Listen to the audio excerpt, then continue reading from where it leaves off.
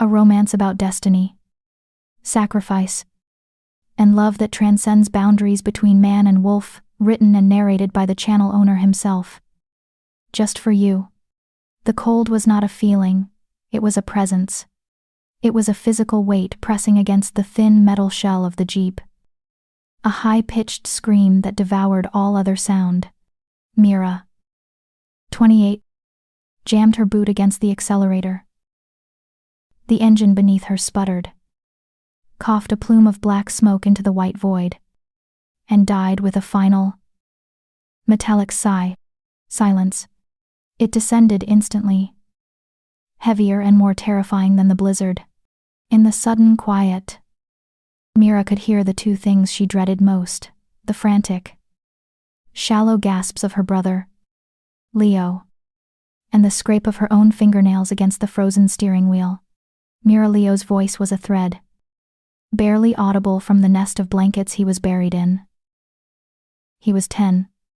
Why'd we stop? Just resting the engine. Leo. The lie tasted like ash. She didn't look at him. Afraid of what she'd see. Afraid of the blue tint on his lips. The sunken shadows beneath his eyes. They were refugees. Not of a country, but of a conflict that had shattered their province. They weren't hikers caught unprepared. They were runners who had taken the wrong, desperate turn. The gray militia had pushed south. The Southern Concord had pushed north. And Mira had pushed west. Into the Borean Peaks. A range of mountains notorious for swallowing travelers, even in the height of summer. Now, it was the teeth of winter. The radio had called it the storm of the decade. To Mira, it felt like the storm that would never end. Their supplies were gone. The last of the crackers and jerky had been finished yesterday. The water bottles were solid blocks of ice. The Jeep's heater had given up an hour ago, turning their small shelter into a rapidly cooling tomb. I'm cold. Mira. I know. Sweetheart. I know. She twisted in her seat, her movements stiff. She unwrapped her own scarf, thick, worn wool that still smelled faintly of the wood smoke from their last safe house, and tucked it tighter around Leo's neck. His skin was clammy, almost waxy. The shivering had stopped. Panic, cold and sharp, lanced through Mira's exhaustion. She knew what that meant. The body, giving up, conserving the last dregs of warmth for the core. He was shutting down. No. No. You don't. She grabbed his thin shoulders and shook him.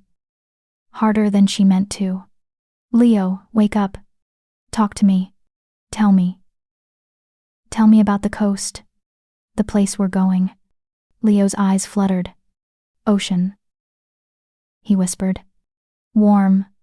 That's right. So warm. Sand. Leo. Imagine it. Sand so hot it burns your feet. And the water. What color is the water? He didn't answer. His head lolled. Leo. She rubbed his chest. Her gloved hands clumsy and brutal. She slapped his cheeks, crying out as her own frozen skin stung from the impact. Don't you leave me, do you hear me? Don't you dare. It was her fault. She was 28. She was the adult. She had raised him since their parents were taken by the first pacification raids. He wasn't just her brother, he was her son. Her anchor.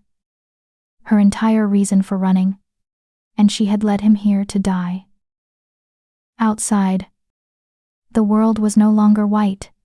The light had bled out of the sky, replaced by an oppressive, swirling darkness of navy blue and black.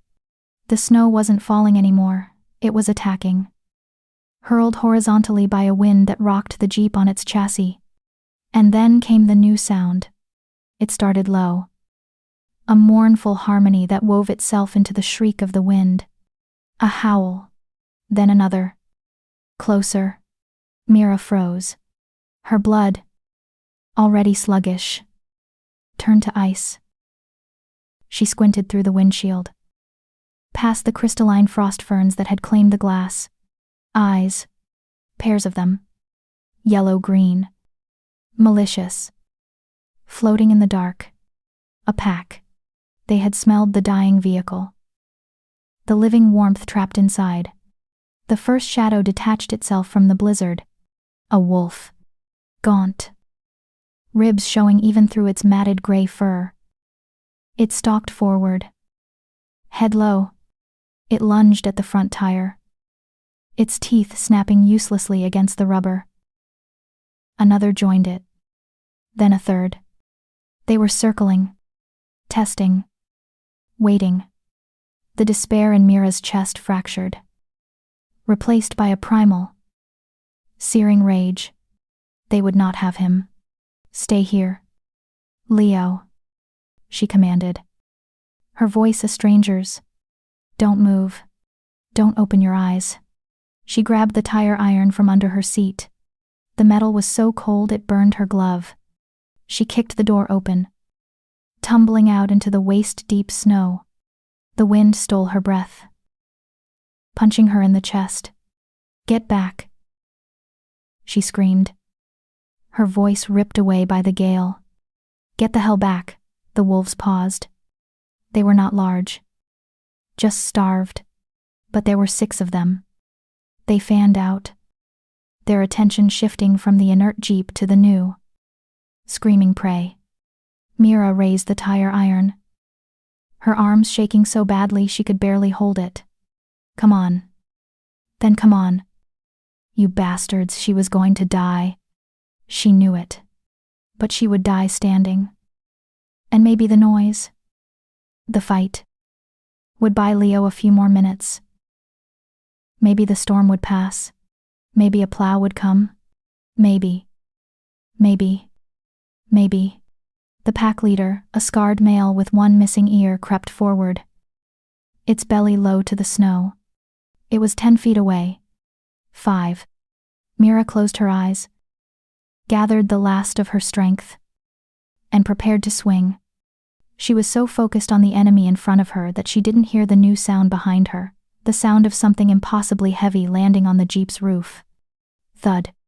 The vehicle groaned under the weight. Mira's eyes snapped open. The gray wolves froze. They were no longer looking at her.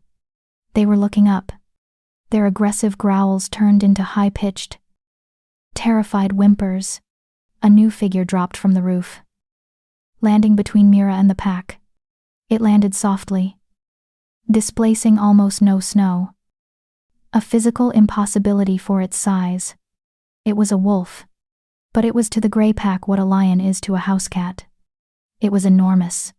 Its shoulders were level with Mira's chest. Its fur was pure, brilliant white, each strand seeming to catch and hold the faint starlight that pierced the storm clouds. It stood with an unnatural, arrogant stillness. The gray wolves backed away, tails tucked, whining in submission. The white wolf ignored them. It turned its massive head, slowly, deliberately, and looked at Mira. Its eyes were not the yellow-green of a predator. They were a clear, piercing silver blue, like shards of ice lit by a full moon. And they were, without question, intelligent. They held an ancient, patient wisdom that terrified Mira more than the starving pack ever could. The scarred leader of the pack, emboldened by desperation, took a snapping step forward. The white wolf did not move. It simply opened its jaws and released a growl. It was not a sound Mira heard. It was a sound she felt, a vibration that resonated deep in her bones, rattling her teeth. The snow on the jeep's hood shivered and fell away. The gray pack broke. They turned and fled, vanishing into the blizzard as if they were never there. Silence returned, save for the wind. The white wolf stood, unmoving, its silver-blue gaze fixed on Mira. It had saved her, but it did not look like a savior. It looked like a king. Mira's arm, still holding the tire iron. Sagged. The adrenaline fled, leaving her a hollow shell. Her knees buckled. "Please," she whispered, the word dissolving in the snow. "My brother. He's—" The wolf huffed, a plume of steam jetting from its nostrils. It turned its head, looking past her, toward the trees on the side of the road, a dark, impenetrable wall of pine. It took a single step in that direction, then paused. Looking back at her, the message was clear. "Follow. A suicidal." Insane spark of hope ignited in Mira's chest. This thing was not natural. It was not of her world, but it was her only chance. "Leo," she scrambled back to the jeep, pulling the door open. "Leo. Wake up. We have to go." She fumbled with his seatbelt, her fingers numb and useless. She finally tore it free and hauled him out of the vehicle. He was a dead weight, his head hanging limp. She draped his arm over her shoulder, wrapped her own around his waist, and half lifted, half dragged him into the storm. "I'm here," she grunted, stepping into the snowdrift. We're coming." The white wolf began to walk. It moved with a fluid, powerful grace, its massive paws sinking only inches into the snow that claimed Mira to her thighs. It didn't move fast, but it moved with purpose, heading straight for the blackness of the forest. It was breaking a trail, its body acting as a snowplow, packing the powder down into a path Mira could follow. The next minutes, or was it an hour, were a blur of agony. Mira's lungs burned. Her thighs were screaming. Every step was a negotiation with her own failing body.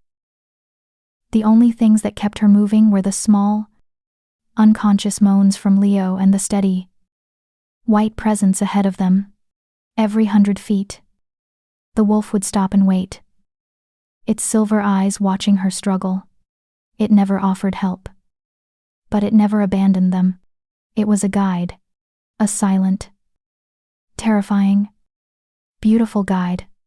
Just as Mira felt her legs give out for the last time, the wolf stopped. It was standing at a fissure in the rock face of the mountain, a dark crack barely visible between two ancient pines. The wolf nudged its broad head toward the opening. Mira stumbled forward, dragging Leo. It was a cave. No, a burrow. Just a shallow cleft in the stone, barely tall enough to stand in. But the moment she crossed the threshold, the wind died. The sound was cut off, as if a door had been shut, and it was warm, not just neutral, but warm. A faint, dry heat radiated from the rock itself, as if a geothermal spring ran deep beneath the stone. Mira collapsed. She let Leo slide gently to the dusty floor, pulling him against her chest. She chafed his hands, his face, blowing her own hot breath onto his skin. "It's okay, sweetheart. We're safe. We're warm. Just sleep." She looked back to the cave entrance. The white wolf was sitting on its haunches, just outside the opening. It was not looking at her. It was looking out at the storm, a silent sentinel. Its white fur was a stark contrast to the swirling black. "Thank you," Mira breathed. The words were inadequate. "Thank you." The wolf's ear twitched, but it gave no other sign it had heard. The warmth of the cave, the sudden absence of the wind, the crushing weight of their salvation, it was too much. Mira's body, having completed its final task, gave up. Her adrenaline evaporated. Her vision swam, the edges of the cave blurring.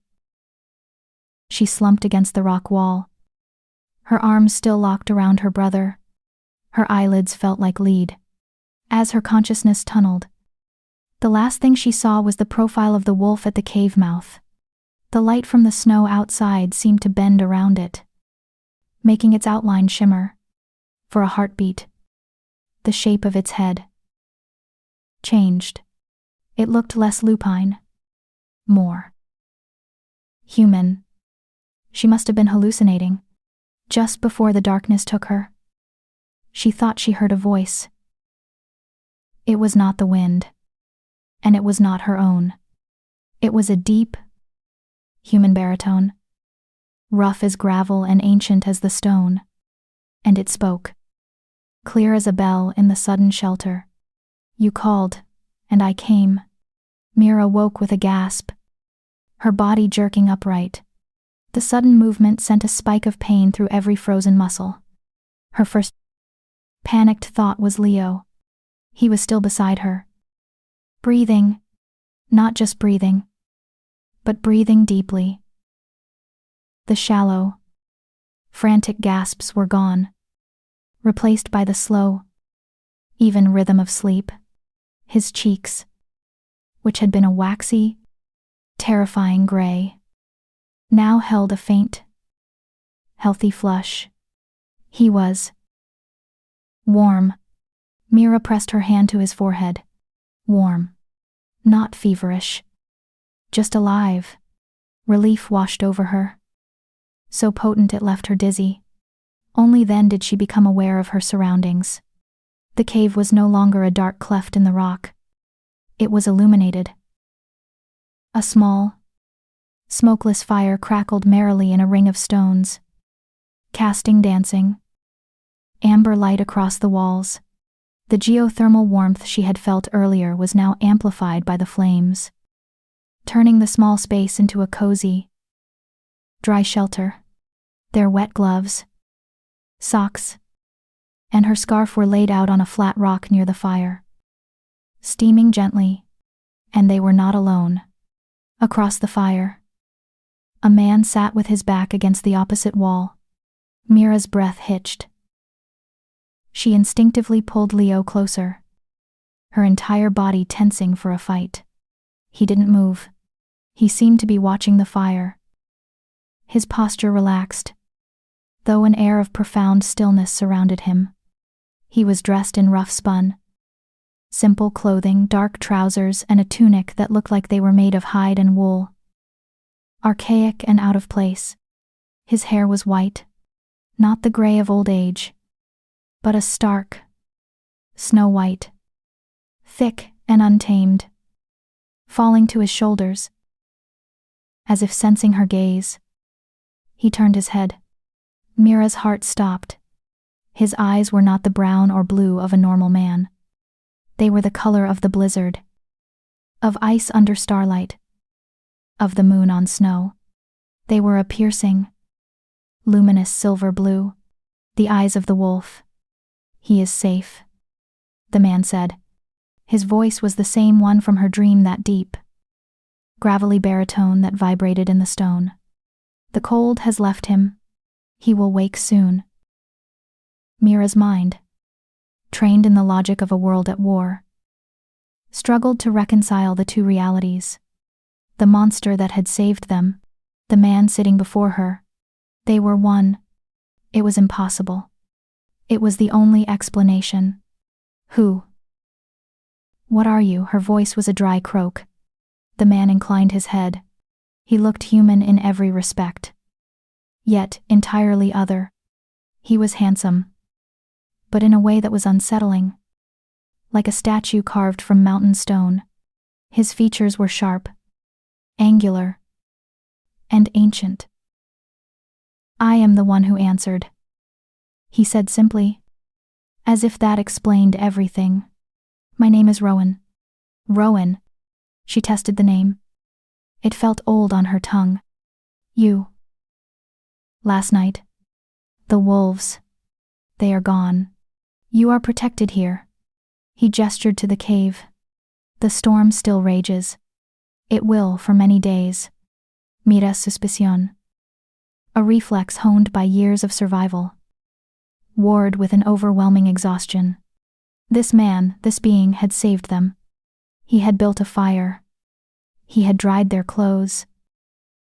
He had not harmed them as they slept. "You found us," she said, trying to frame the events in a way her logical mind could accept. "You're a hermit. A mountain man. You found us in the storm." Rowan's gaze held hers. There was no deceit in it, but no simple truth either. "I found you," he agreed. "As you were found by the pack." He shifted, turning more fully toward her, and Mira saw the wound. A dark, ragged tear ran across his left forearm, from wrist to elbow. It was deep, the edges raw and bloody, clearly visible in the firelight. It looked like a claw mark, or perhaps a gash from jagged metal. "You're hurt," she said, her voice softening. "It is nothing. That's not nothing. That's... You're bleeding badly." She had a first aid kit in her pack. "What was left of it? Let me see."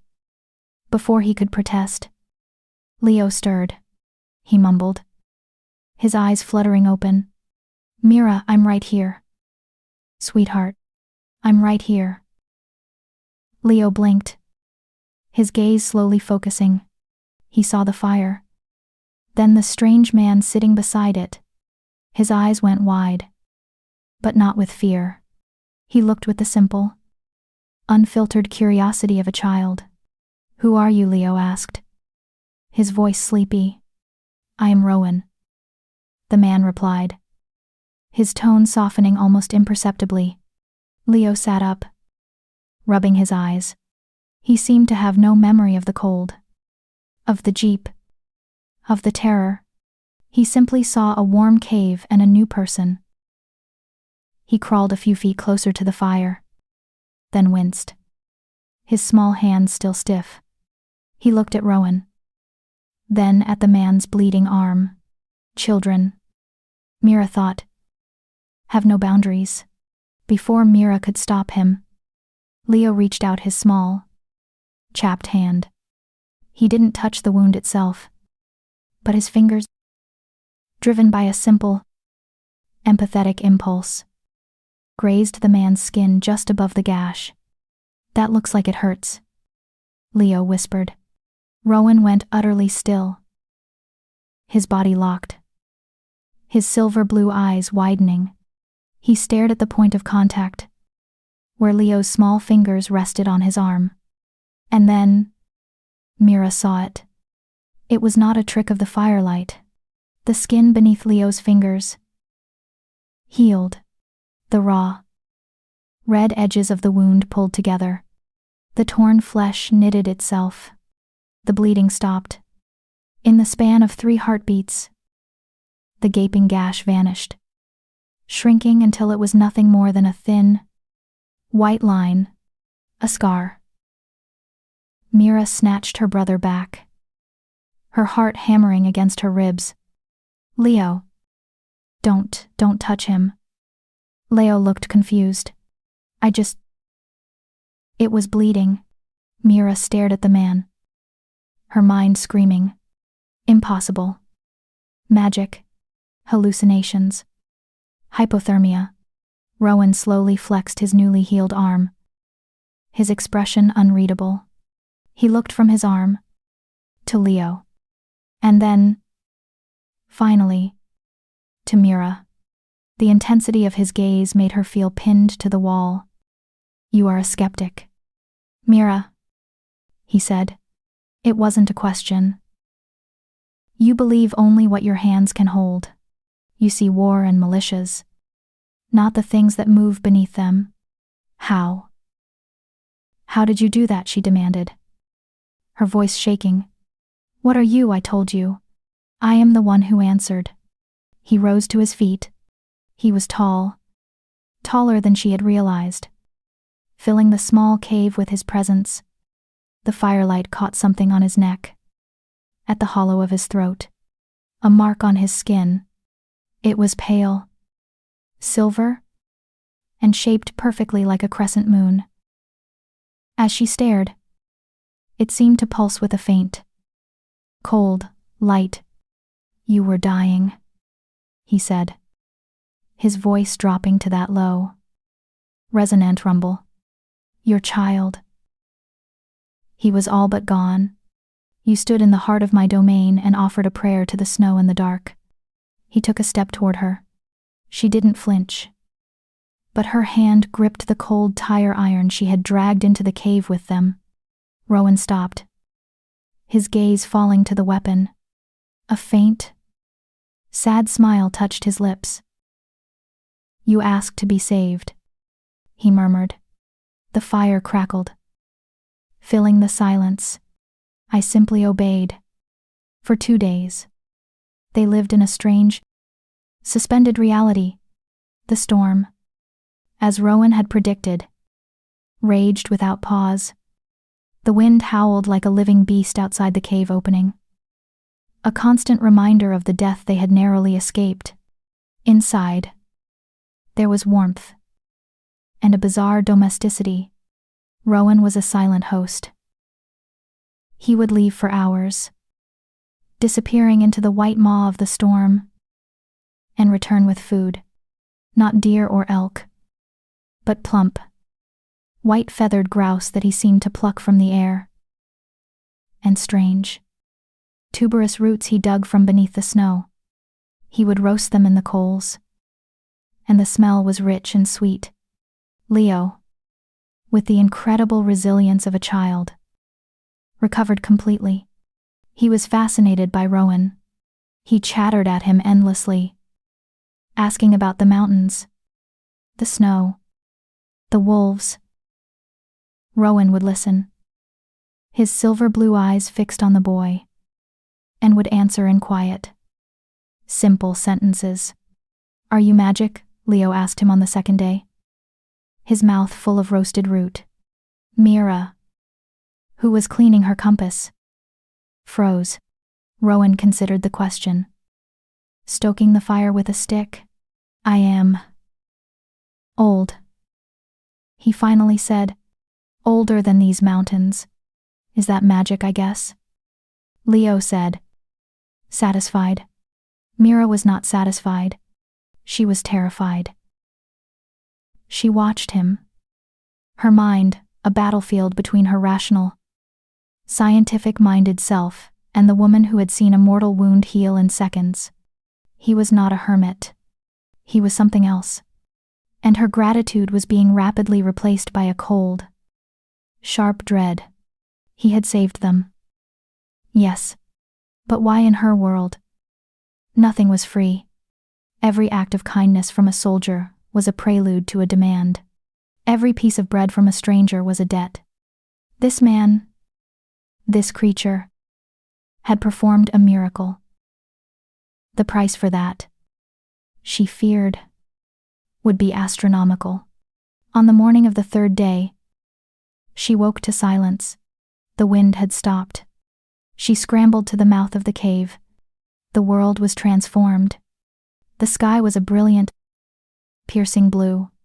The snow had stopped falling, and the landscape was a blanket of pristine, sparkling white, the sun reflecting off it with blinding intensity. The storm had passed. "It's over," she breathed, the relief so profound it made her weak. "It's finally over." She turned back inside. Leo was already awake, packing his small, tattered backpack. Rowan was standing near the fire, watching her, his expression as still and unreadable as the mountain face. "We can go," she said to him. It wasn't a question. We can. We can walk down, find the road, find help. "You can." Rowan agreed. His voice was flat. Mira bustled, her movements quick and jerky. She gathered their dried clothes, stamped out the last of the fire, shouldered her own pack. She pulled Leo to her, zipping his jacket up to his chin. "Thank you, Rowan," she said, forcing herself to meet his gaze. "You saved our lives." I don't have anything to pay you with. But thank you. From the bottom of my heart. She took Leo's hand and moved toward the entrance. I did not save your lives. Rowan's voice, deep and cold, stopped her dead. She turned slowly. What I answered, he said, stepping away from the dead fire. The sudden absence of the wind made the cave feel intensely quiet. His voice resonating in the small space. You stood in the snow, in the heart of the long night. And you called, you made a wish to anything that could hear you. It was a figure of speech, Mira said, her hand tightening on Leo's. I was desperate. Desperation is the key. It is the only prayer I am permitted to hear. He moved toward her.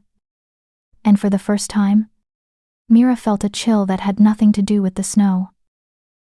And every wish has a cost. I saved 2 lives and I will take something in return. There it was.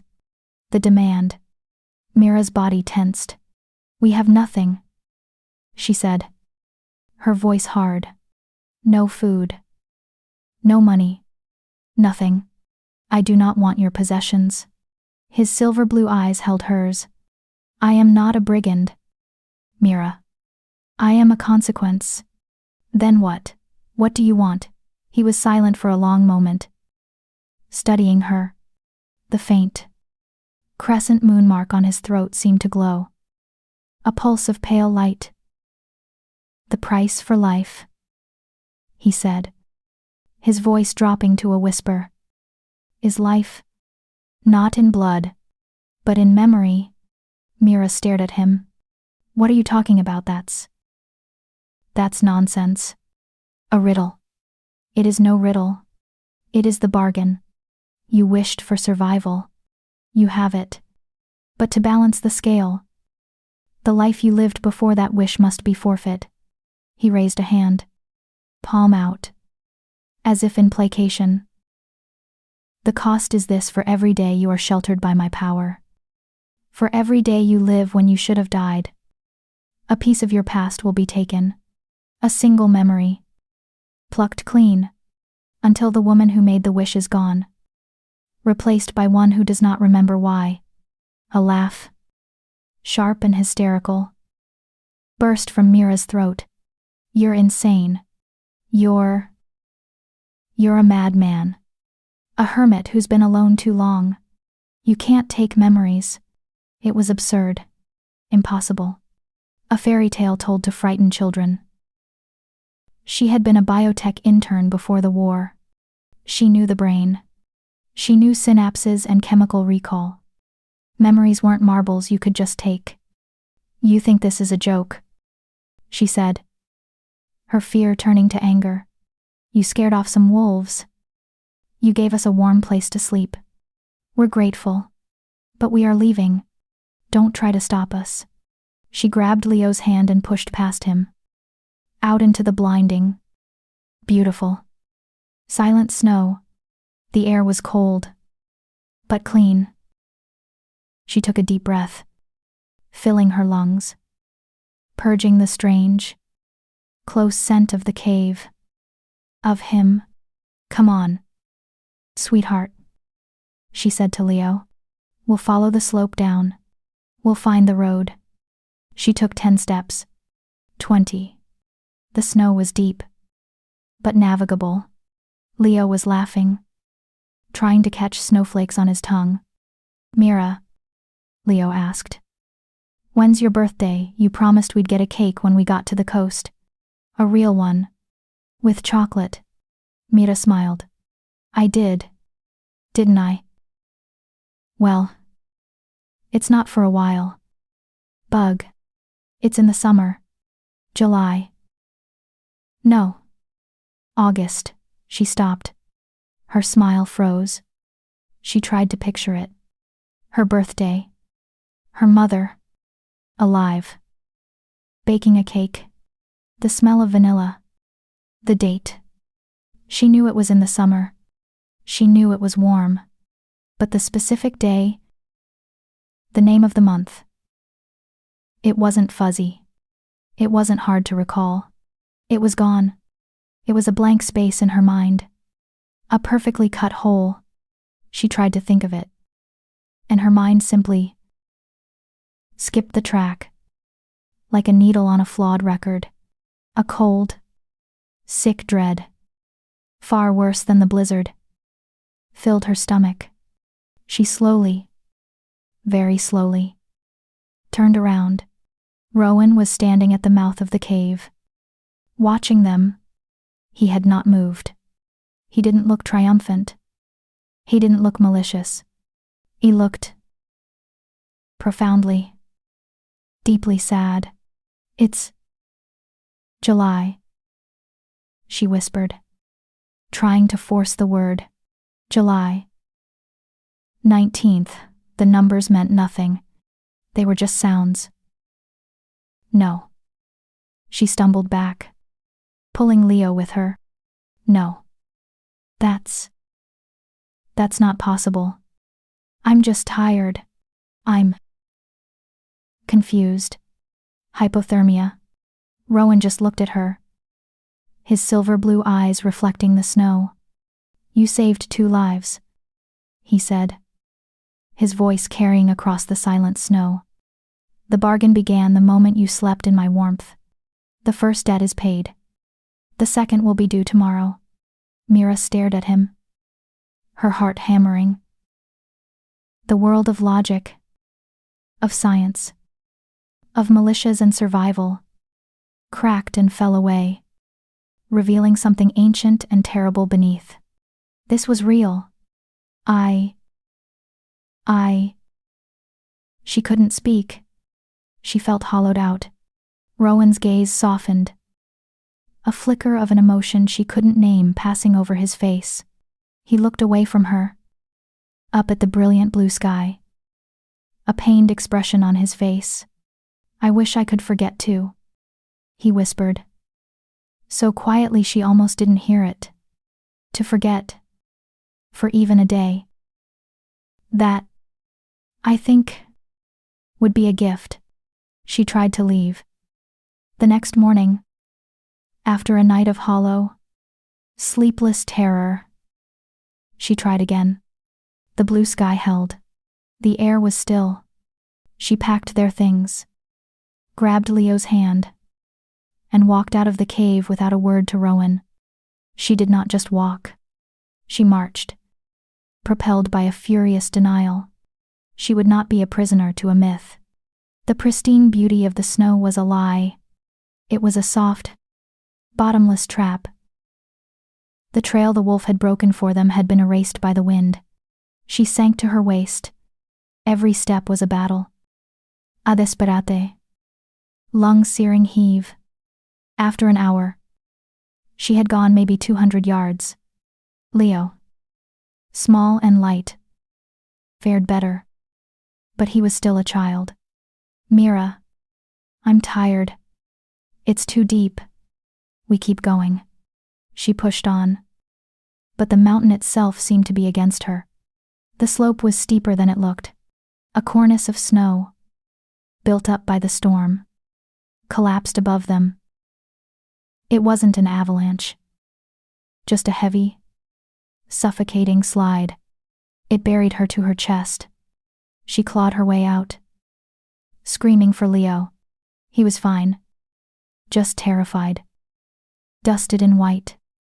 It was then she realized the sun was vanishing. The brilliant blue sky was already being swallowed by a new bank of iron-gray clouds rolling in from the north. A new storm. Defeat tasted like bile. She was a survivalist, not a fool. To stay out here was suicide. She turned back. She didn't have to look for the cave. She just had to follow her own ragged, failing tracks. When she stumbled back into the entrance, dragging Leo, she was covered in snow, shaking, and utterly broken. Rowan was where she had left him, sitting by the fire he had already rebuilt. He looked up, his silver blue eyes holding no mockery. No, I told you so. There was only that ancient, weary patience. He simply pushed a steaming tin cup of melted snow water toward her. She collapsed, defeated, and began to unlace her frozen boots. They were trapped, not just by the storm, but by the mountain, and by him. The days blurred. The new storm settled in, less violent than the first, but more constant. It simply snowed, endlessly. A strange, tense domesticity resumed, but the pretense was gone. Mira knew what he was, and she knew the price. Every morning, she would wake up and test herself. My mother's name was Ilara. My father's was Marcus. I lived in the name of her home city. Gone. Leo's favorite food is strawberries. The next day, my mother. Her name. She would claw at her mind, trying to hold the memory. But it was like trying to hold smoke. The harder she grasped, the faster it dissipated. She tried to write things down. She had a small, waterproof notebook and a pen in her pack. My name is Mira. My brother is Leo. We are from. She wrote it down. She looked at it. She looked away. Then looked back. The ink was still there, but the words were just shapes. They held no meaning. Mira. Who was that? She knew it was her. But the emotional connection, the memory of being her, was gone. The notebook was useless. The bargain wasn't taking the data, it was taking the meaning. Why? She asked him, her voice hoarse. On what she thought was the 8th day, Leo was asleep, huddled in his blankets. Rowan was staring at the flames. Why what? Why do this? Why memories? Why not? I don't know. Blood. My servitude. Anything else. He turned his gaze from the fire to her. In the flickering light, his face was a mask of shadow and sharp angles. Because blood is cheap, he said, his voice low. Servitude is meaningless. A life is not the blood that runs in your veins. It is the moments that made you, the love that shaped you, the pain that broke you. That is the weight of a soul. To save a life, I must take one, not in flesh, but in essence. She watched him, her terror slowly, painfully, giving way to a more complex, aching emotion. He was a monster. Yes, he was her jailer. He was the thief who came every morning and stole a piece of her. But he was also their protector. He taught her to survive, not the desperate. Running and hiding she knew, but real survival. He showed her how to weave a snare from the inner fibers of pine bark, how to build it, how to place it. Not there, he'd murmur, stopping her hand. The rabbit does not run in the open. He runs against something, set it against the rock. He feels safer there. He taught her how to build a snow shelter. Akinche, just outside the cave. In case the fire dies and I am not here. He showed her which lichen was edible, which needles made a tea rich in vitamins. He did all this with a detached, quiet patience. And in all that time, she never saw him eat. She never saw him drink. And she never saw him sleep. At night, when Leo was a breathing lump beside her, she would watch him. He would sit, unmoving, his back to the stone wall. For hours, he was not resting. He was waiting. Sometimes, he would go to the mouth of the cave and stand there, his face turned up to the sky, watching the clouds pass. She could see the faint disk of the moon, waxing, growing fuller each night. And as the moon grew, he grew more restless. The silver crescent mark on his throat seemed to get brighter. pulsing with a faint light of its own, in time with his breathing. "What's wrong?" she asked him one night. The air in the cave was thick with his tension. "The moon is high," was all he said, his voice tighter than she'd ever heard it. "It calls." On the 14th night, the storm broke. The sky was a vast, clear canvas of black velvet, and the moon was a perfect blazing circle of white-silver light. It flooded the snow-covered world, making it bright as day. It was beautiful, and it terrified her. Rowan stood at the cave mouth, his body rigid. The moonlight streamed in, painting him in light. The mark on his neck was no longer a faint tattoo, it was glowing. A piece of the moon itself, embedded in his skin. Rowan, he turned.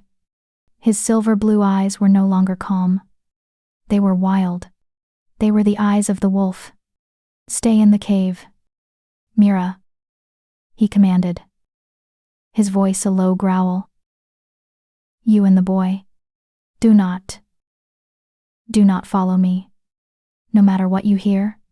"What? Why? What's happening?" "The moon is full," he said, as if it were a curse. "And I must answer." He turned and strode out into the moonlight, vanishing into the trees. Leo was fast asleep. The fire was low. The cave was quiet.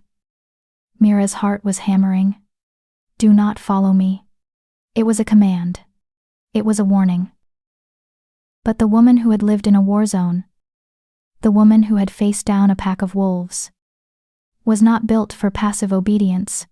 She was driven by a need to know. Her fear was second only to her curiosity. She waited 10 minutes. Then, pulling her boots on, she slipped out of the cave. The world was silent, bright, and cold. His tracks were easy to follow, deep, man-sized boot prints in the fresh powder. She moved quickly, shadow hopping between the dark pines, the way he had taught her to move. She found him in a clearing, a perfect circle of untouched snow. Flooded with moonlight, he was standing in the center, his head thrown back, his body shaking. He was fighting. "No," he groaned, his hands clenched into white-knuckled fists. "Not again." Mira clapped a hand over her mouth, hiding behind a broad spruce. She watched, frozen in horror and awe. As the change took him, it was not a clean, magical poof. It was agony. She heard the snap of bone, the tearing of skin. He fell to his knees, his back arching, a scream ripping from his throat that was half man, half howl. Light, that same silver-blue light, erupted from him. It wrapped around his limbs, shattering his human form. His clothes dissolved into motes of light. His bones shifted, reforming, lengthening.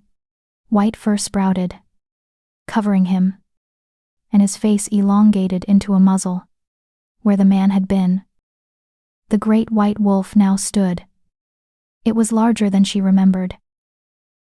Its fur shone like spun silver in the moonlight. It was the most beautiful and terrible thing she had ever seen. The wolf threw its head back and howled. It was not the growl of a predator. It was not the call of a pack. It was a sound of such profound, bottomless loneliness and despair that it brought tears to Mira's eyes. It was the sound of a prisoner screaming into an empty cell. It stopped, its head dropping. It stood, steam pluming from its nostrils, and then it turned its head and looked directly at her. She didn't scream. She didn't run. She was paralyzed. The wolf's silver-blue eyes locked on hers. It huffed, then took a step toward her. Then it stopped. It sat on its haunches. It tilted its head, regarding her, the intelligence in its gaze undeniable. A voice entered her mind. It was not a sound, it was a thought. Placed there by another. Rowan's voice. You were not supposed to see. I'm sorry, she whispered. Stepping out from the tree. The wolf watched her. Its massive chest rising and falling. What do you see? Mira, I see. You, she said, her voice shaking. You. As a wolf. And it hurt you. The change. The wolf lowered its head. It always hurts. The form is a prison. Just as the man shape is. Both are my cage. He rose. Padding silently toward her. He stopped 10 feet away. He was massive. A god of snow and moonlight. What are you? She asked. The wolf looked up at the moon. I was a guardian. A spirit of the mountain. Tasked by the moon to protect this place. But I grew proud. I failed. I refused to help a lost child. Believing my mountain was more important. The child died. And the moon. My creator. Cursed me. Cursed you. I am now bound to the opposite of my sin. I am bound to despair. I am forced to serve anyone. Any human. Who calls out in true. Hopeless despair. I must save them. But. The price. Mira said. Understanding flooding her. The memories. The curse is cruel. The voice echoed in her head. I must save them. But for every life I save. For every miracle I perform. A piece of my own soul. My own existence. Is. Unmade. Devoured. I am fading. Mira. The more I save. The less I exist. The tragedy of it hit her. He was forced to save others. And in doing so, he was destroying himself. That's why you hate it. She whispered. That's why you looked so sad. When you saved us. The wolf huffed. A sad, almost human sound. He turned, and she saw the flank of his white fur. There, stark against the white, was a long, thin, silvery scar, the same place the wound had been on his arm, driven by an impulse she didn't understand, an echo of the compassion Leo had shown. She stepped forward. The wolf tensed, but did not move. She slowly, her hand shaking, reached out. She touched the scar on its fur. The moment her fingers brushed him, a jolt passed between them. It was not static. It was warmth. A brilliant, silver light erupted from the point of contact. The scar on his fur glowed, and in the cave, miles away, Leo stirred in his sleep as a faint, silver light pulsed from the crescent moon-shaped flower he had picked. No, not a flower. Mira looked at her hand. Then at the wolf. The wolf's head snapped up, and its silver blue eyes widened in a way that was utterly, shockingly human. He had felt it. The connection. The link. It wasn't just him taking from her. Something had just been given back. The wolf. Her captor. The monster. The man. Looked at her, and for the first time, the ancient weariness in his eyes was shattered by a new, terrifying emotion, hope. The wolf did not transform back. Not immediately. He simply stood there, frozen. His silver blue eyes locked on her hand. The spark of light faded, but the feeling of it remained. A warm thrum under her skin, like a shared pulse. Go back to the cave. His voice entered her mind, but the harshness was gone. It was no longer a command. It was a plea. It is not safe. The moon. It is not kind. He turned and, with a single, powerful bound, vanished into the silver-lit forest. Mira returned to the cave. Her heart a tangled mess of fear, pity, and a strange, terrifying new warmth. When Rowan returned hours later, just as the sky was turning a pale, bruised purple before dawn, he was in his human form. He was also exhausted, his movements stiff, as if he'd run 100 miles. He sat by the fire, avoiding her gaze. The dynamic shifted. The fear that had defined their relationship was still there, but it was now threaded with something else. Empathy. She no longer saw him as just her jailer. She saw him as a fellow prisoner.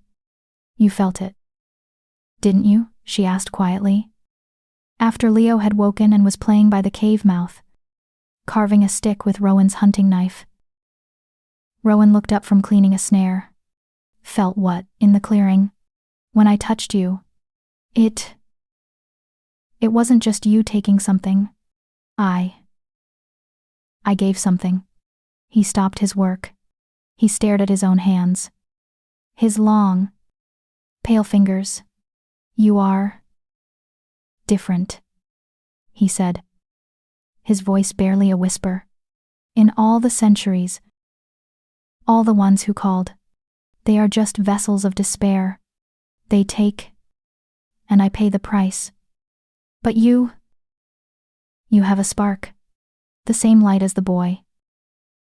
It feeds the part of me the curse devours. He looked at her, his eyes intense. It is a terrible, cruel hope. Mira, do not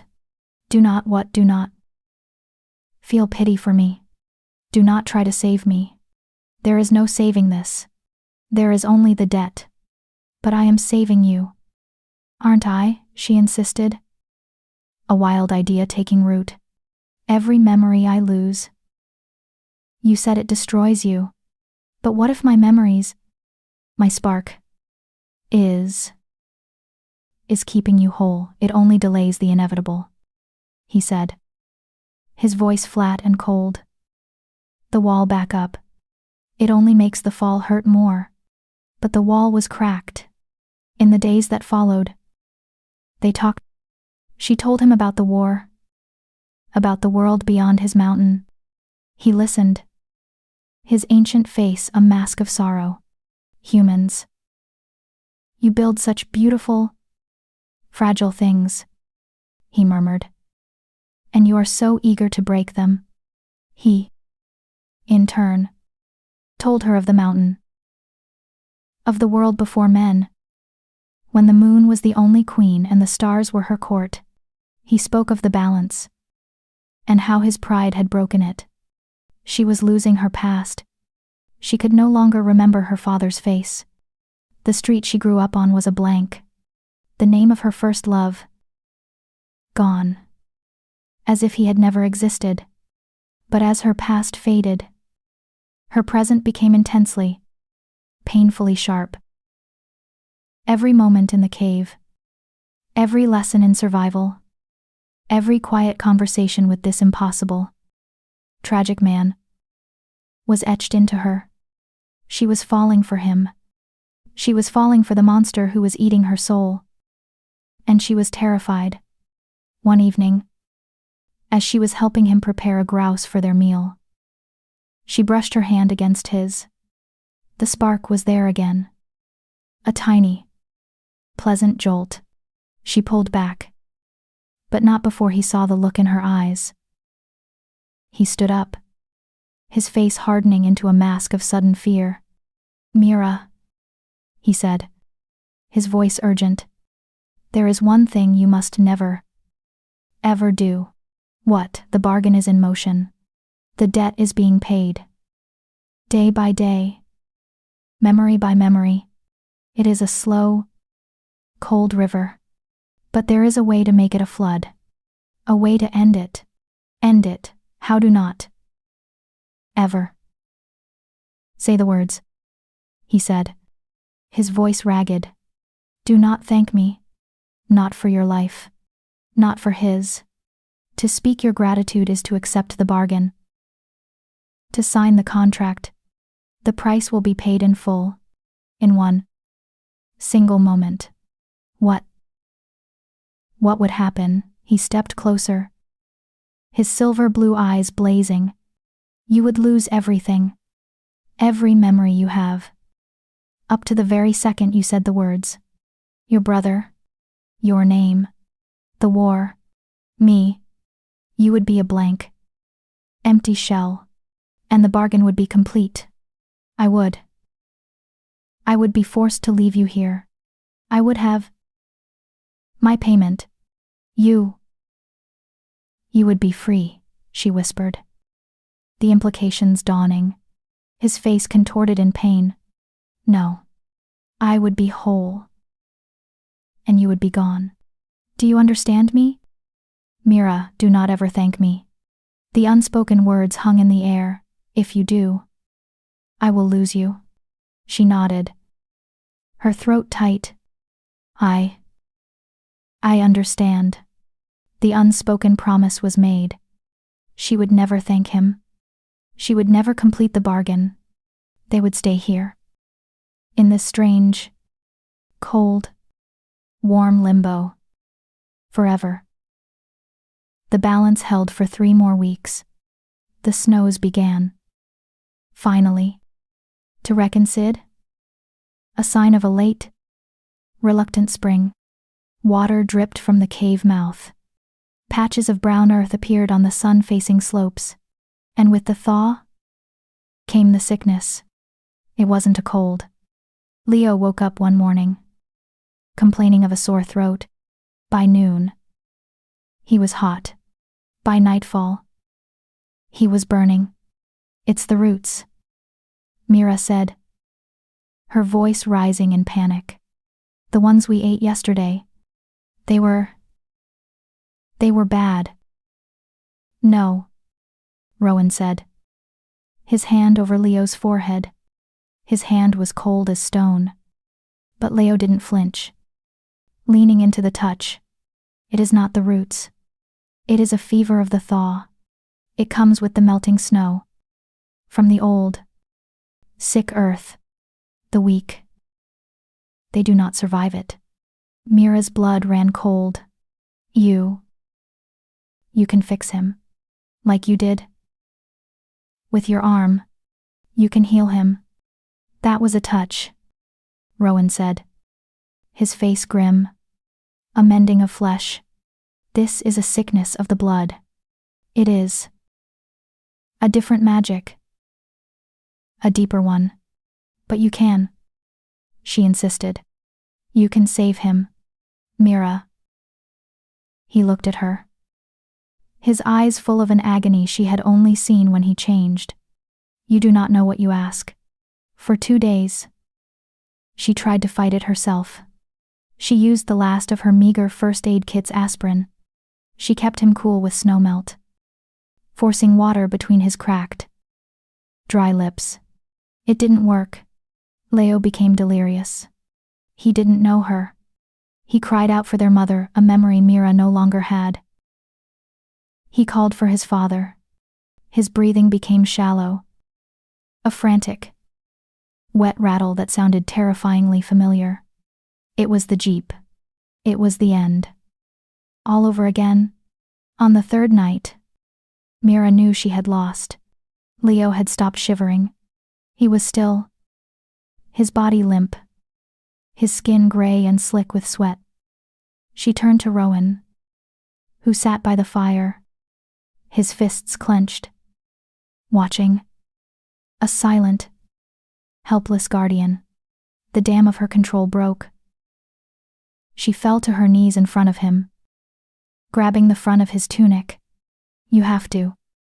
She wept, her voice breaking. He's all I have. I can't. Please. Rowan. Please. You saved him from the cold. Save him from this. I am begging you. Mira. No. He whispered. his hands coming up to cover hers. His skin was like ice. If I do this, if I use my power to remake his life, to pull him back from the edge. I don't care about the price, she screamed. I do. He roared. His voice the growl of the wolf. Shaking the cave. The fire flared. And his eyes glowed. He took a shuddering breath. His face a mask of torment. If I do this, it is not a small memory. It is not your birthday. It is a miracle. Mira, the price for a miracle is totality. It will take everything. It will take all the memories you have left.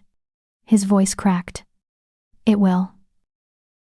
It will take me. She stared at him. The tears freezing on her cheeks. She understood. The bargain would demand the ultimate payment for the ultimate miracle. She would forget him. She would look at the man who had taught her to survive. The man who was her prisoner. Her partner. The man she loved. She looked from Rowan's tortured face to Leo's still, gray one. It was not a choice. It was never a choice. She had raised him. He was her son. It doesn't matter what I lose, she said. Her voice now cold, dead, and absolute. If he lives, save him. Rowan closed his eyes. A single tear, silver in the firelight, traced a path down his cheek. As you wish. He turned from her and knelt beside Leo. He placed one hand on the boy's chest, the other on his forehead. Leo, he commanded. His voice now devoid of all emotion. A cold, ancient echo. The mountain claims you, but I claim you back. He closed his eyes. The crescent mark on his throat exploded with light. It was not a faint pulse, it was a blazing, silver-white fire. So bright it bleached the cave of all color. The light poured from him, streaming down his arms, into the boy. Leo's body arched off the ground, a gasp rattling in his chest. Mira screamed. The light was everywhere. A vortex of power. Rowan was a silhouette. A black shape in the center of a star. Leo's gray skin turned pink. The frantic, shallow breathing evened out, deepened. The fever broke, steam rising from his skin. His eyes, which had been dull and rolled back, focused. He blinked. Mira, I'm hot. The light vanished. Instantly, the cave was plunged back into the dim, flickering firelight. It was done. Rowan was still kneeling, his head bowed, his body shaking from the effort. The blazing mark on his neck had faded to a dull, barely visible gray. He slowly, his movements agonizing, looked up at Mira. His face was a mask of utter, soul-shattering loss. Mira, he whispered. She was staring at him, her eyes wide. She was watching him, the man she loved, who had just saved her brother's life. Tears of gratitude, of overwhelming relief and love, streamed down her face. She opened her mouth. The word was a breath, a prayer, a completion. Thank you. Rowan's eyes slammed shut, as if she had struck him, and Mira blinked. The look of love vanished. The tears of gratitude stopped. Her face went utterly, perfectly blank. The connection, the warmth, the memory of the past weeks, it wasn't just gone. It was as if it had been surgically, instantly, excised from her reality. Her expression, once blank, now shifted. It moved to confusion. Then, to a cold, primal terror. She looked at the strange, white-haired man kneeling by the fire, his eyes closed in agony. She looked at his archaic clothes, the animal skins, the knife at his belt. She looked at her brother, who was now sitting up, looking confused. She scrambled backwards, crab walking away, pulling Leo with her, shielding him with her body. Her hand, searching, gripped the cold, familiar iron of the tire iron. Who are you? She whispered, her voice shaking with terror. What are you doing here? Get away from my brother. Rowan opened his eyes. The silver blue was dull, lifeless. The hope he had found completely extinguished. He looked at the woman he knew, who was now a stranger. He slowly, painfully, got to his feet. He was sick, he whispered, his voice broken. Liar, she screamed. What did you do to him? She raised the tire iron. Rowan just looked at her, at the hate and fear in her eyes. The bargain was complete. The debt was paid. He turned, the ancient weariness settling back onto him like a shroud of snow, heavier than ever before. He walked to the mouth of the cave, into the faint, pre-dawn light. Leo, his mind clear, watched the man leave. He looked at his sister, who was shaking, her eyes wild. Mira. What's wrong? Leo asked. It's just Rowan. Who? Mira asked, her eyes never leaving the man's retreating back. Rowan. Leo said. He saved me. The boy looked down at his own chest, a faint, puzzled look on his face. He saved me. Leo whispered again, to himself, and he said, your eyes look like the moon when you said his name. But Mira didn't hear him. She was already dragging her brother to the back of the cave, as far away from the entrance and the monster as she could get. The monster was gone. Mira held Leo, her body trembling, the heavy tire iron clutched in her white-knuckled grip. She stared at the cave entrance, at the sliver of gray dawn. For what felt like an eternity, he did not return. The first thing she noticed was the cold. The fire, which had been a smokeless, impossible warmth, was now just a pile of gray-black ash. The gentle, geothermal heat that had radiated from the stone walls was gone. The cave was no longer a shelter. It was just a hole in the rock, and it was rapidly becoming as cold as the snow outside. Mira. I'm cold, Leo said, his voice small. He was fully himself, his eyes clear. The fever completely vanished, but the sudden chill was a shock. I know. Sweetheart, I know. Her voice was a strained whisper. We have to go. Now. The terror was a live wire inside her. Her mind was a perfect, smooth wall with a gaping, ragged hole in the center. She remembered the jeep. She remembered the storm. She remembered the cold. And Leo dying. And then nothing. The next thing she knew was waking up in this place, to the sight of a strange, savage-looking man in skins, who had done something to her brother. He said Leo was sick, but Leo seemed fine. What did he do to you? Leo, she demanded, checking him, her hands running over his arms, his face. Did he hurt you? No, Leo said, his face screwed up in confusion. He helped me. I was sick. I was really hot.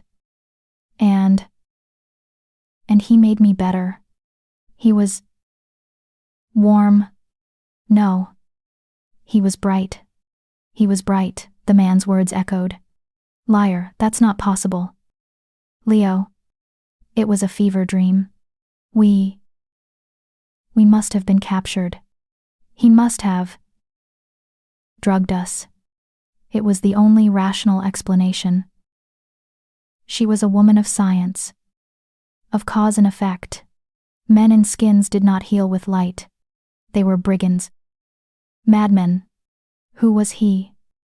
Mira, I don't know. She lied. And the lie tasted like iron. He's gone. And we're leaving.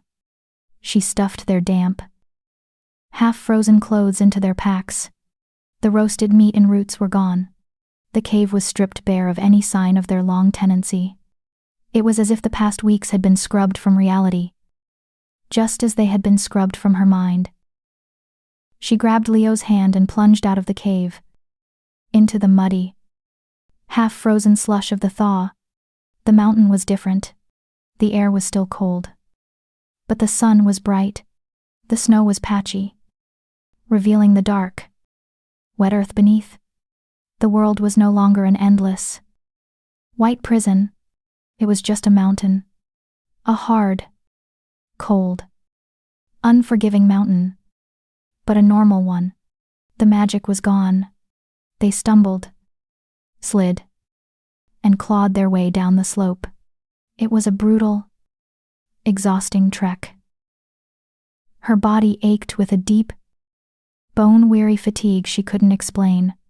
She felt as if she hadn't slept in weeks. After 6 hours, just as her legs were about to give out, they heard it, the sound of an engine. A chainsaw. Help, Mira screamed, her voice cracking. Help us, they half fell, half ran toward the sound, bursting through a stand of pine into a logging clearing. 2 men in bright orange vests stopped, their saws whining into silence. They stared, their eyes wide. By the gods. One of them whispered, pulling off his hat. They came from the Borean peaks.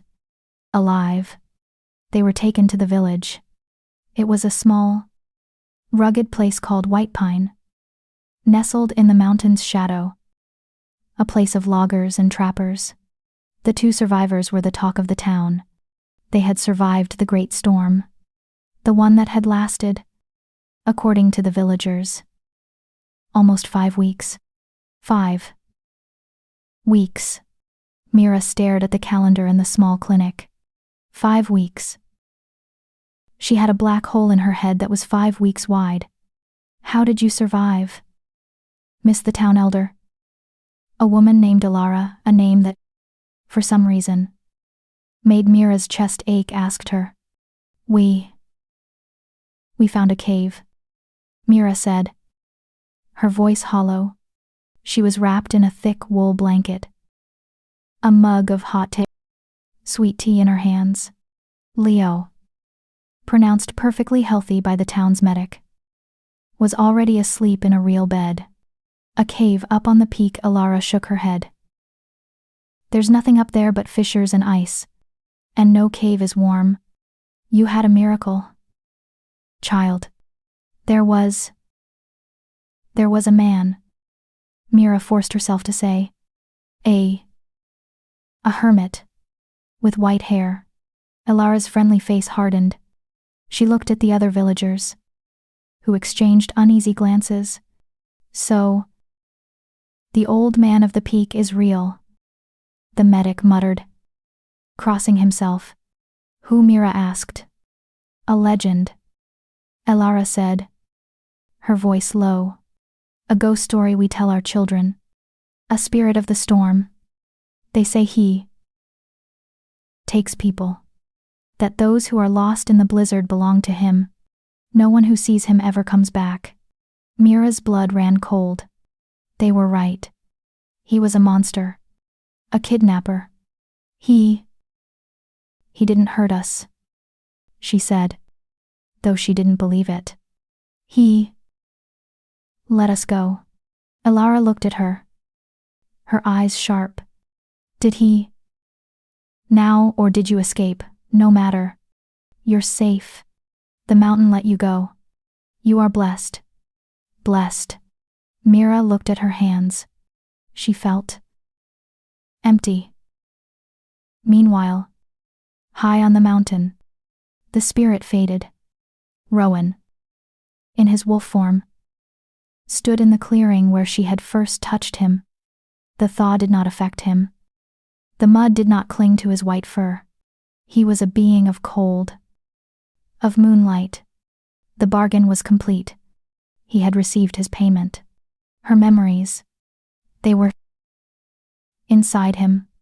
A lifetime of them. Her father's smile. The smell of her mother's baking. Her first kiss. The terror of the war.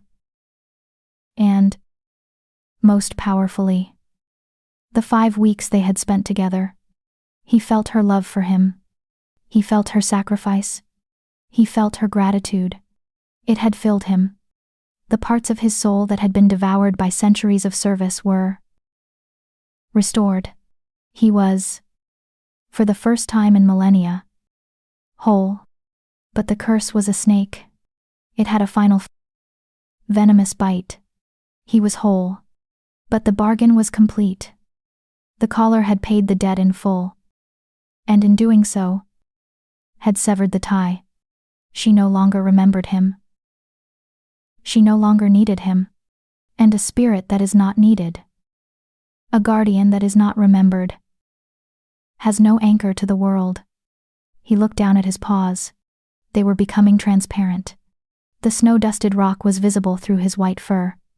He was unmaking. The curse was absolute. He was forced to save. And in saving, he was whole. But in being whole, he was no longer needed. And in being unneeded, he would cease to exist. The perfect, tragic loop. He could feel himself dissolving, his essence leaking away like heat from a dying fire. The agonizing loneliness that had defined his existence was gone, replaced by her memories, her love. He was full. For the first time, he was no longer just the mountain's cold heart. He was Mira. He looked down the slope. At the distant lights of White Pine, he could feel her. A tiny, warm spark in the vast, cold world. She was alive. She was warm. She was safe. He walked, his steps now silent, his form flickering like a dying flame. To the edge of the overlook, he lay down in the snow, his great head on his paws, and watched the smoke rise from the chimney of the cabin where she slept. The wind blew. And this time, it blew through him. He felt no fear. He felt no anger at the moon, his cruel creator. He felt only a quiet, profound completion. He had saved her.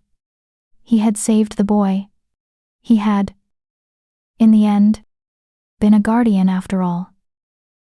She breathes, he whispered, and his voice was no longer a thought, but a faint rumble in the air, a vibration in the stone.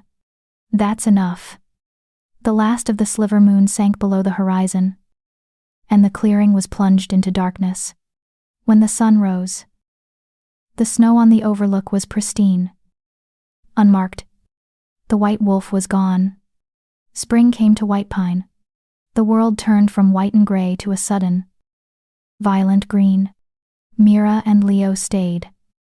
They had nowhere else to run. The war, they heard, had stalled. The front lines 100 miles south. Mira found work. She helped Ilara in the village store, stacking shelves, keeping books. Her mind was sharp, but the past was a fog. She was known as the woman with no history. She was empty. It was a hollow, aching void in the center of her chest. She would look at Leo, laughing as he played with the village children, and feel a surge of profound, protective love. And then, she would be struck by a wave of inexplicable grief, a sense of loss, as if she had forgotten someone. A husband, a lover, she couldn't remember. At night, she dreamed. Always the same dream. Silver blue eyes, staring at her from the snow. A feeling of love. A love so total, so absolute. It was painful. And then, a feeling of agonizing despair. A howl. A sound of such loneliness it ripped her from sleep. She would wake up, her hand clutching her chest, her face damp with tears she didn't remember shedding. "Who are you?" she would whisper into the dark cabin. There was never an answer. Leo was her only link. He, too, had changed. He was healthy, vibrant, but he was quiet. He kept secrets. She found him one day, sitting on the porch steps, staring at something in his hand. "What's that?" "Sweetheart," he quickly closed his fist. "Nothing." "Leo, show me." He sighed, and opened his hand. In his palm was a small, dried, perfectly preserved flower. It was silver white, and shaped exactly like a crescent moon. "Where did you get that?" she asked, a strange chill running up her spine. "From the cave," he said, his voice quiet. "I kept it. It was his. Leo. We talked about this. There was no him. It was a fever dream. We were starving." "No," Leo said, his eyes flashing with a sudden, adult intensity that startled her. "You're wrong. You forgot. He was real. His name was Rowan." Don't say that name," Mira said, her hand rising to her throat. "The name.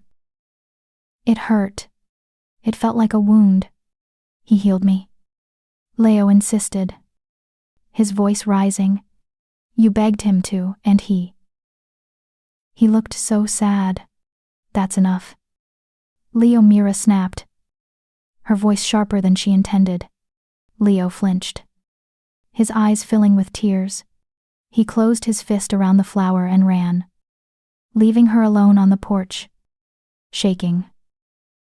Why did it hurt? Why did the idea of this imaginary man fill her with such unbearable, empty grief? That night, the moon was full. It was the first full moon of spring. A bright, silver coin in a clear black sky. It shone down on their small cabin, on the wet, dark earth by the side of the house, where the last of the snow had finally melted. Mira was asleep, her body tangled in her blankets, her breathing fitful. She was dreaming of a wolf, of silver blue eyes, and a voice that rumbled like the stone. "You called. And I came." Outside, the moonlight struck the muddy patch of ground by her window, and in the dirt, a shadow was cast. It was sharp, clear, and unmistakable. It was the shadow of a great wolf, sitting on its haunches, its head tilted as if listening. But the yard was empty. There was nothing there to cast it. The shadow remained, a dark stain of loyalty, watching over the house. A cloud, small and swift, passed over the moon. The light vanished, and so did the shadow. A year passed. The first spring turned to a brief, vibrant summer, where the sun beat down on the Borean peaks and the village of White Pine thrived. Autumn came in a riot of gold and crimson. And then, inevitably, winter returned. Mira's first winter in the village was a hard one. Not physically, the cabin was small but sturdy, and Alara had taught her to split wood and salt meat, but mentally, Every time the wind howled. Every time the snow began to fall in thick, blinding sheets. She was paralyzed. She would sit by the window, her hands clenched, and stare at the white, swirling void, her heart hammering with a dread she couldn't name. She would be gripped by an overwhelming, irrational certainty. I have forgotten something. I have forgotten someone. Leo, now 11, watched her with worried, knowing eyes. He had stopped mentioning the man. He had stopped talking about the cave.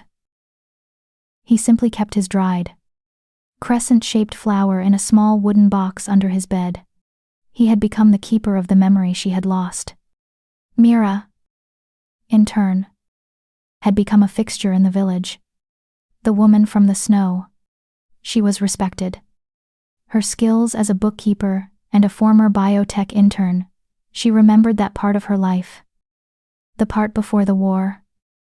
Before the flight, surprisingly useful. She was logical, practical, and grounded, which is why the dreams terrified her so much. They were no longer just a howl and a pair of eyes. They were clearer. She dreamed of a man with hair like snow and eyes like the moon. She dreamed of a clearing, bathed in silver light. She dreamed of a voice, deep and warm, that spoke in her mind, not her ears. The form is a prison. She dreamed of touching a scar, of a jolt of warmth, of a feeling of connection. She would wake up, her heart aching with a love for a man she had never met. It's just the mountain, Elara told her, as they sat by the store's pot-bellied stove one afternoon. As the second spring began its slow, muddy thaw. What do you mean? Mira asked, cradling her mug.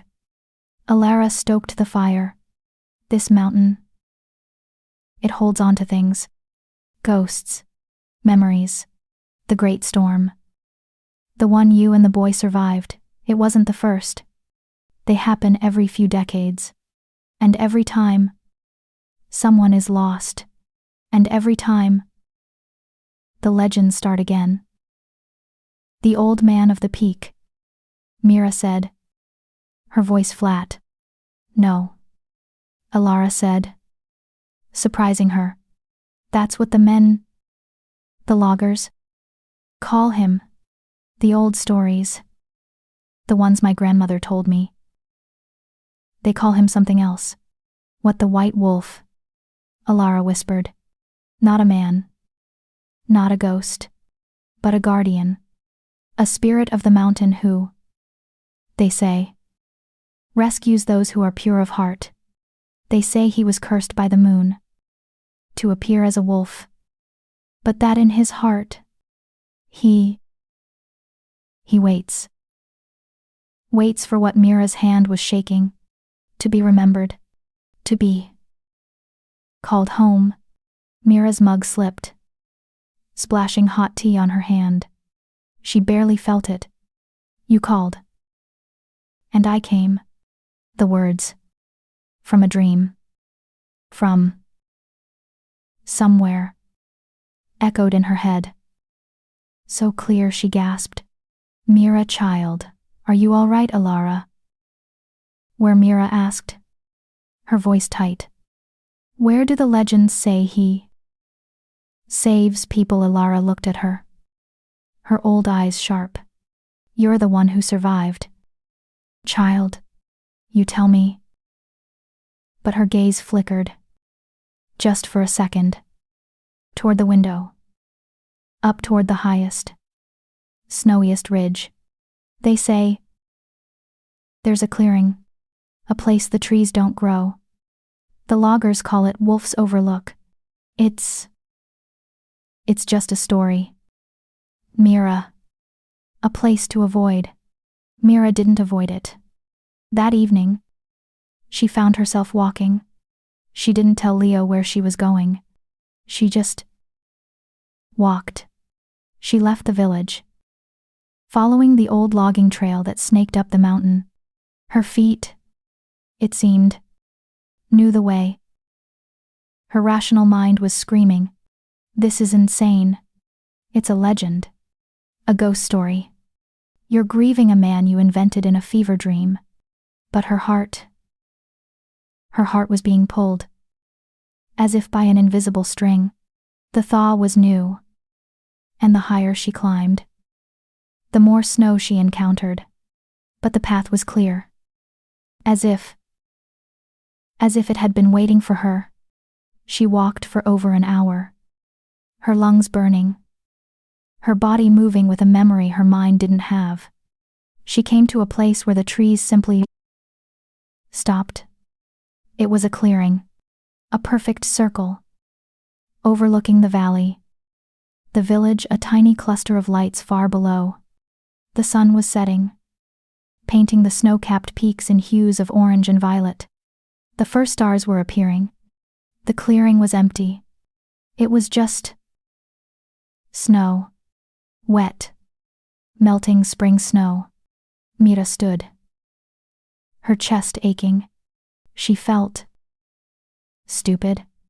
Of course there was nothing here. What did she expect? A man with white hair, a giant wolf. She had come all this way for a ghost story.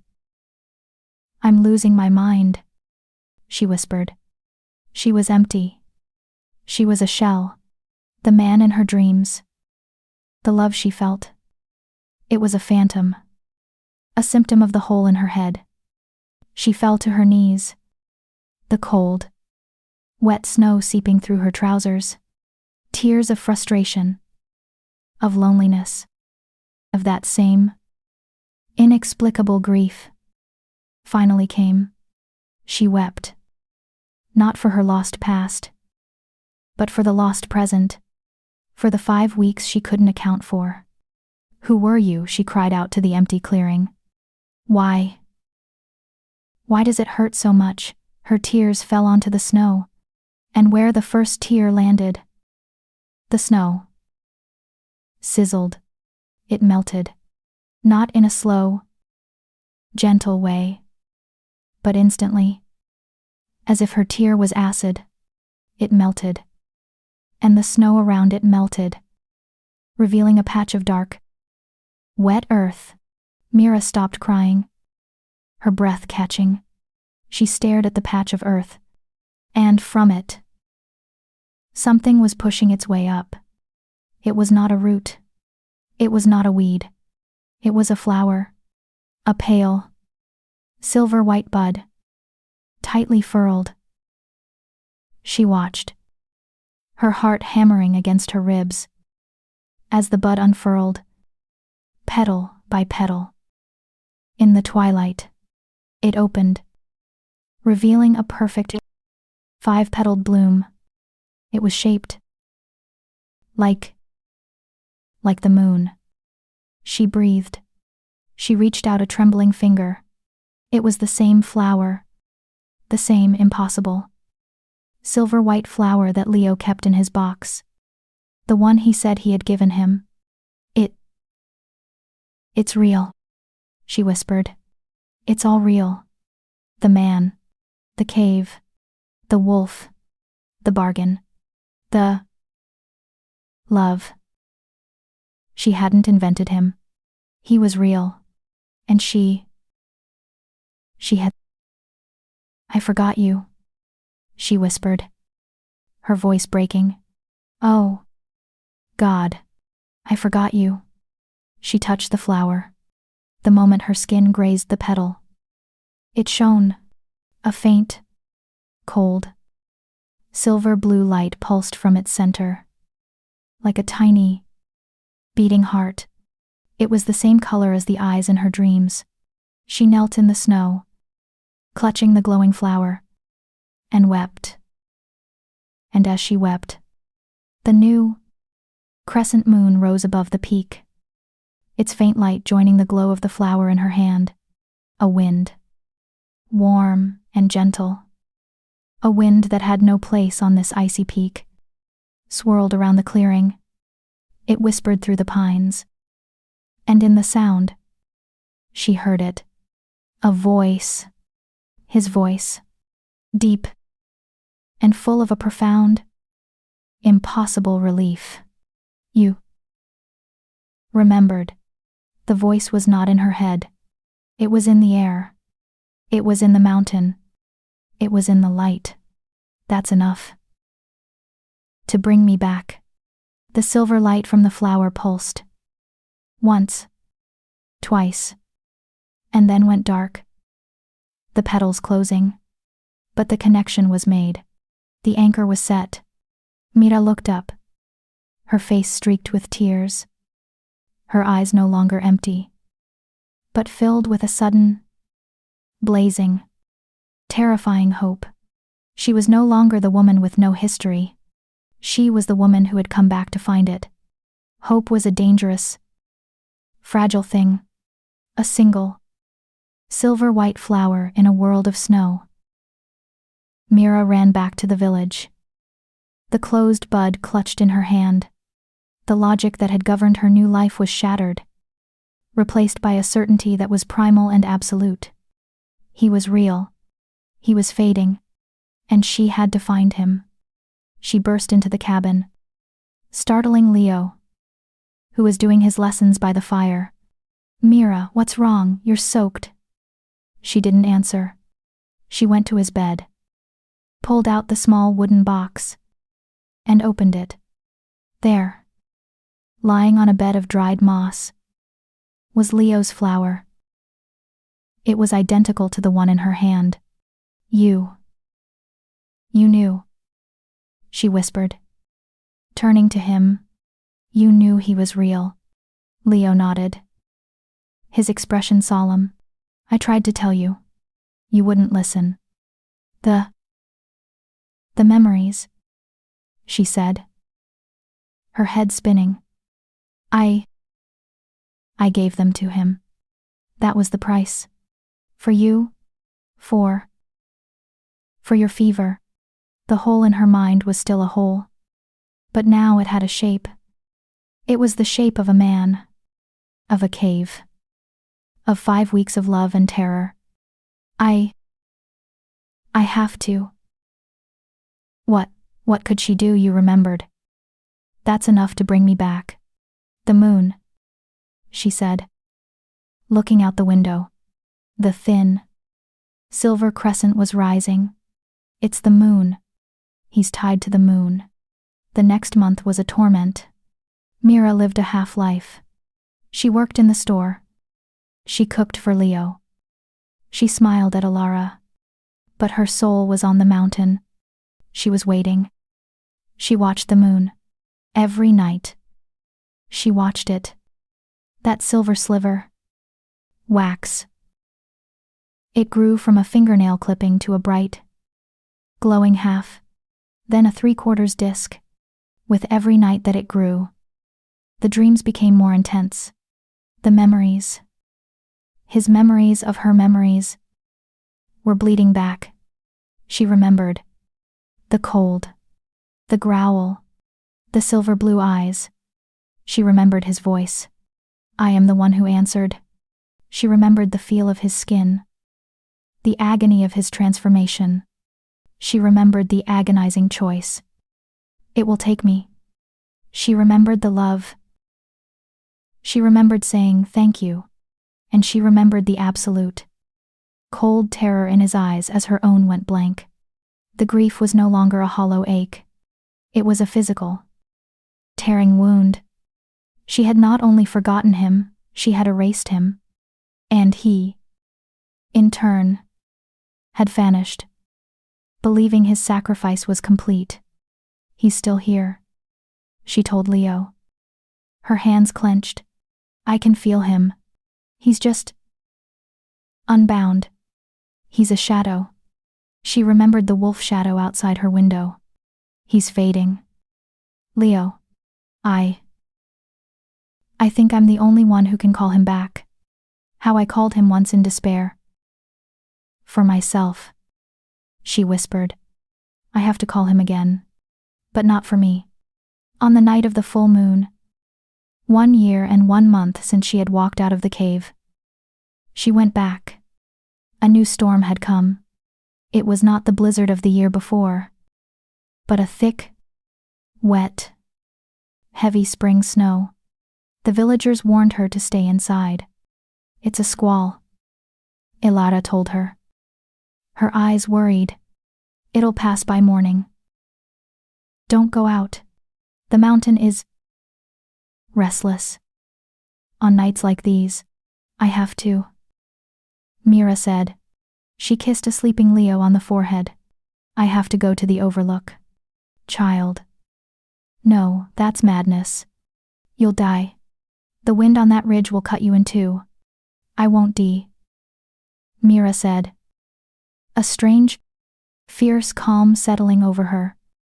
I know this storm. It's his. She put on her thickest coat, pulled on her boots, and walked out into the swirling white. The climb was a nightmare. The wind shrieked, tearing at her, trying to push her back. The snow was deep, filling her boots. But she was no longer the woman who had fled a war. She was a woman who had been taught. She moved like he had taught her. She kept to the trees. She read the wind. She pushed, her body fueled by a memory of love that was now stronger than her own blood. When she reached the clearing, she was half frozen, her face numb, her clothes packed with ice. The clearing was a vortex of white. The wind howled, a sound of pure, ancient loneliness. And the moon, a perfect, blazing circle, shone through the storm, its light turning the swirling snow into a vortex of silver. Rowan, she screamed. Her voice ripped from her lips. There was no answer but the wind. I'm here, she cried, stumbling to the center of the clearing. Where the flower had bloomed, it was buried now, deep under the new snow. I'm here. And I remember, she fell to her knees, just as she had a year ago. But this was not the desperate prayer of a victim. It was the roar of a woman reclaiming her own soul. You are not a monster, she screamed at the sky, at the moon, at the heart of the storm. You are not a curse, you are a guardian. The wind paused. For one single, breathless second. The snow stopped swirling, and in the sudden, echoing silence, she heard it. A footstep, soft, in the snow. Behind her, crunch. Her heart stopped. She turned. Slowly. He was standing at the edge of the trees, a silhouette against the white. He was in his human form. His white hair was wild, tossed by the wind. His silver blue eyes, they were no longer dull. They were blazing, lit from within. Two pieces of the moon itself. He was not the solid, physical man she had known in the cave. He was fainter, translucent, a being of moonlight and memory. His edges blurring with the snow. A spirit. Rowan. She breathed. The word, a prayer. He took a step toward her. His feet made no sound. You remembered, he whispered. And his voice was the sound of the wind, of the mountain stone. I am here. You faded. She wept, rising to her feet, stumbling toward him. You were gone. I was, he said, his voice rough. The bargain was complete. I had no anchor. I was just a shadow, waiting. You were waiting for me. He was close now, close enough to touch. He looked at her, and his ancient, weary face was filled with a love so profound it was a physical force. You called again, he said. His voice, the deep, familiar baritone that had haunted her dreams. And so I came, she lunged, her arms wrapping around him, to hold him, to anchor him. Her arms passed right through him. She gasped, stumbling, landing on her knees in the snow where he stood. He was an echo, a mirage of memory. No, she sobbed, turning. No, you're not real. I am as real as your memory of me, he said, his voice aching. He was still standing there, his image flickering. It is not enough. You remembered. But the curse. It holds. I am no longer needed. And so, I cannot stay. He was fading. His light was dimming. No, she stood, her mind racing, her heart breaking. You said, the curse. It binds you to despair, to those who call for themselves. Yes, he whispered, his form dissolving, the snow swirling through his chest. But what if? She said, her voice rising, a wild, impossible hope dawning. What if I don't call for myself? What if I call for you? He froze, the flickering stopped, his silver blue eyes widened, the first true shock she had ever seen in them. Mira. What? She stood tall. She, a mortal, in the heart of his storm, in the center of his power. She looked past him, up at the blazing, cold moon, his creator, his jailer. I am here, she screamed at the sky. And I am not in despair. I am not asking for my life. I am asking for his. She turned her burning gaze back to Rowan. I wish for you, Rowan, she said, her voice clear and strong, and ringing with a power she didn't know she possessed. I wish for you to be free. I wish for you to be yours, not the mountains, not the moons, mine. It was not a prayer of despair. It was a prayer of love, an act of pure, selfless, divine will. Rowan cried out. It was a sound of agony and of release. Mira, this time, she whispered, her eyes locked on his, tears streaming down her face. Let the wish be mine. She stepped toward him. He was no longer an echo. He was solidifying. The moonlight, the storm, the very power of the mountain was being drawn into him, anchoring him to her. He reached out a hand. It was no longer cold.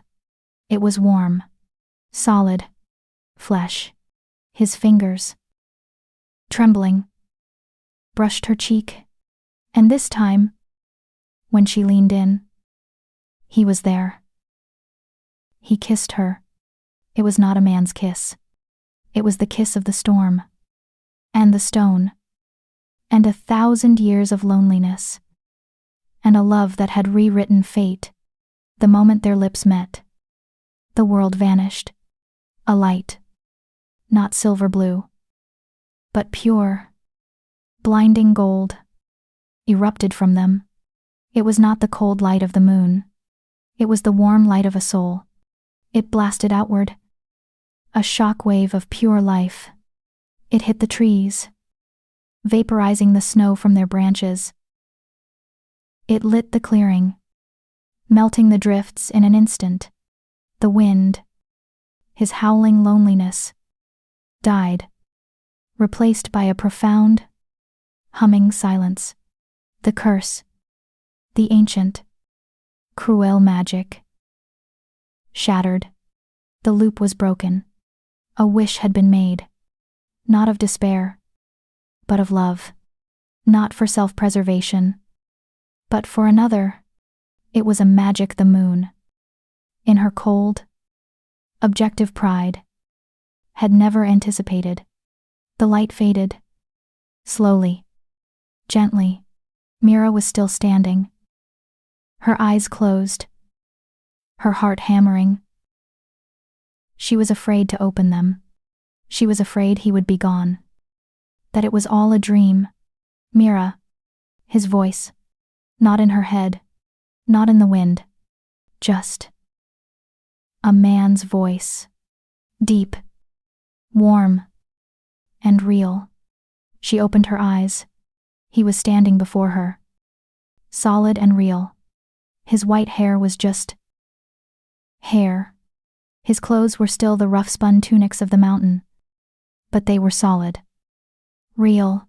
She looked at his throat. The silver crescent moon mark was gone. She looked into his eyes. They were still that impossible, beautiful silver blue. But the ancient, weary sorrow was gone. They were just his. You're real. She wept. I am, he said, his own voice thick with an emotion he had never been allowed to feel before. He touched his own chest, his face a mask of wonder. I am mine. You broke it. I called, she said, her hands coming up to frame his face, and I came. He finished, his voice breaking. He pulled her to him, his arms, solid and strong, wrapping around her, lifting her off her feet. He buried his face in her hair, his body shaking. I love you, she whispered. The words she had lost, now found. I love you. I remember. I know, he whispered back, his lips against her skin. I have all of them. Your past, our 5 weeks. I remember for both of us. He set her down, but didn't let her go. He looked at her, his eyes filled with a new, bright, human light. I saved your life, he said, his voice full of wonder. And you, Mira, you have just given me mine. He kissed her again, and as the storm clouds broke, the full, silver moon shone down, no longer a curse, but a silent, defeated witness. The war in the South ended. The Grey Militia and the Southern Concord tore each other to pieces, and the world, slowly, began to heal.